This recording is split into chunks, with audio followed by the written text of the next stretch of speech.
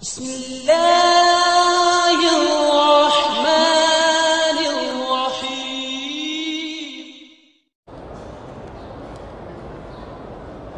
اگر کسی آدمی نے احرام پہنا، اس کے پاس جوتا نہیں تھا تو بوٹ پہنے ہوئے تھے، کوئی حرج نہیں۔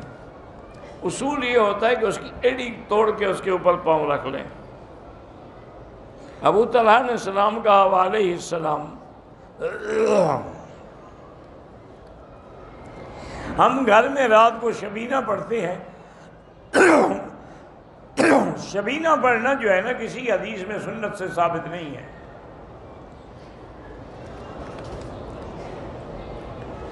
شاد اتارنا جائز ہے، جائز ہے، زیادہ ہو بیچ بھی سکتے ہیں۔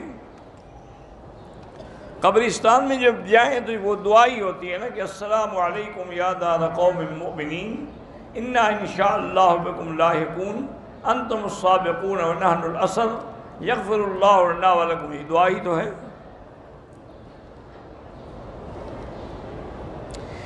کوارٹ سے کسی دوست نے کہا ہے کہ مقروض ہوں، استغفار زیادہ پڑھا کرو، کم سے کم 2000 دفعہ روز پڑھو۔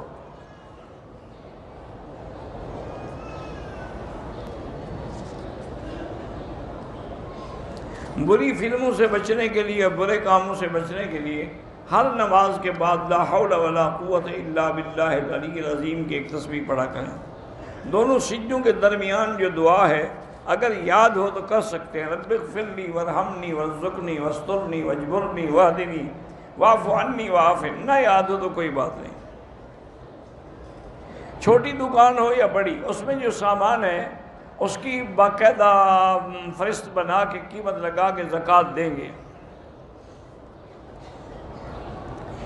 میں ریاض میں رہتا ہوں بھئی، آج کل مغرب کی ظہر کی اذان ہوتی ہے تقریباً 12:20 پہ۔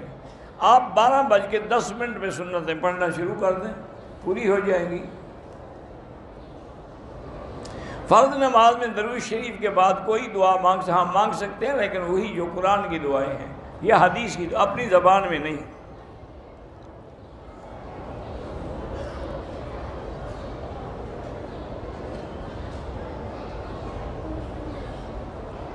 ڈرامہ اگر ڈرامہ کو اچھا ہو نہ، برے ڈرامے میں بالکل نہ جائے۔ نکاح متے کا بالکل حرام ہے۔